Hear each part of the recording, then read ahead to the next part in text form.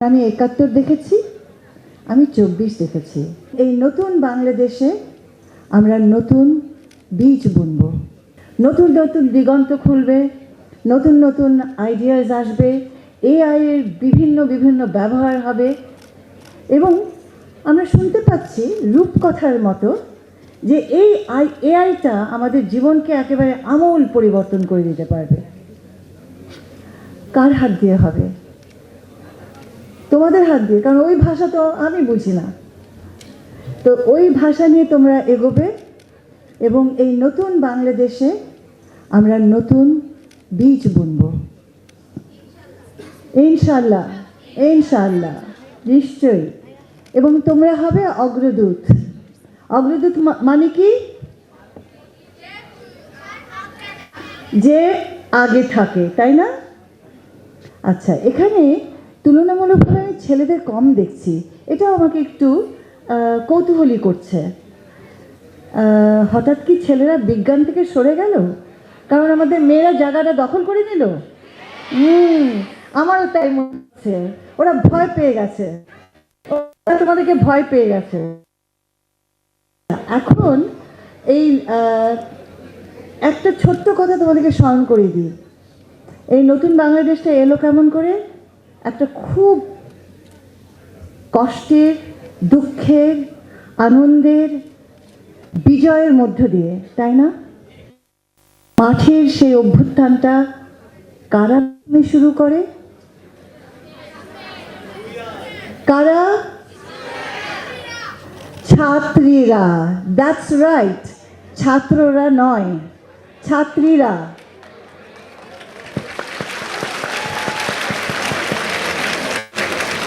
মনে পড়ে তোমাদের টিভি স্ক্রিনের সামনে আমরা সবাই বসা, মোবাইল হাতে নিয়ে?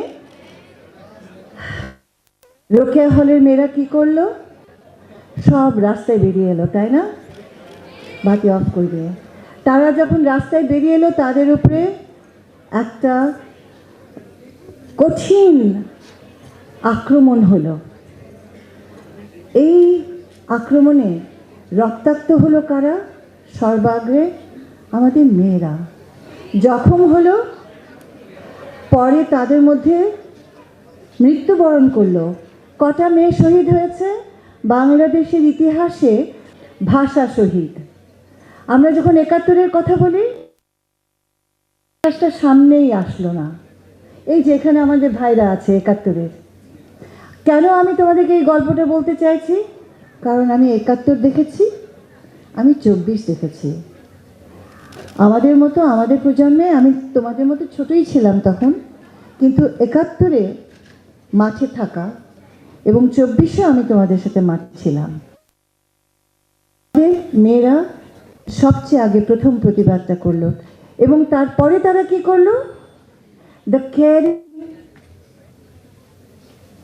ওম্যান, দ্য কেয়ারিং গার্ল, যেখানে তারা একটা কৌশল নিয়ে নিল যে মেয়েরা যদি আগে আগে থাকে তাহলে হয়তো পুলিশ নির্যাতনটা কম হবে, এবং তারা ছেলেদের সামনে দাঁড়াতে শুরু। কিন্তু কঠিন সত্য হলো, কাউকে ছাড়েনি। মেয়েদেরকে দেখেছো নিশ্চয়ই তোমরা, তারা কিভাবে তাদের বন্ধুদেরকে, তাদের ক্লাস ফ্রেন্ডদেরকে, ছেলেদেরকে বাঁচানোর জন্য পুলিশের সাথে লড়াই করেছে এবং তাদেরকে মুক্ত করেছে।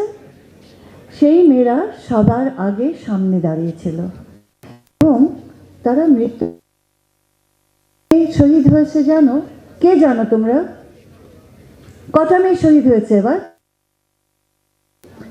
11 জন। 11 জন। এটা কিন্তু একটা বিরাট সংখ্যা। অবশ্যই আমাদের ছেলেরা এবং শিশুরা মারা গেছে 135 জন আমাদের হিসেব অনুযায়ী। আচ্ছা, কেন তোমাদেরকে এই কথাগুলো স্মরণ করে দিচ্ছি? কারণ বাংলাদেশের বাঁক ঘুরে গেছে। আমাদের তরুণ সমাজ, শিশু সমাজের চাওয়া পাওয়ার বাঁক ঘুরে গেছে। তোমরা এমনই দুঃসাহসী ভাষায় কথা বলেছ যে এই ভাষা আমাদেরকে বিস্মিত করেছিল।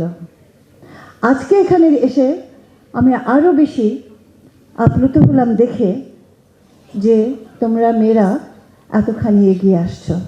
যুক্তি বিজ্ঞান ছাড়া আমরা হারিয়ে যাব।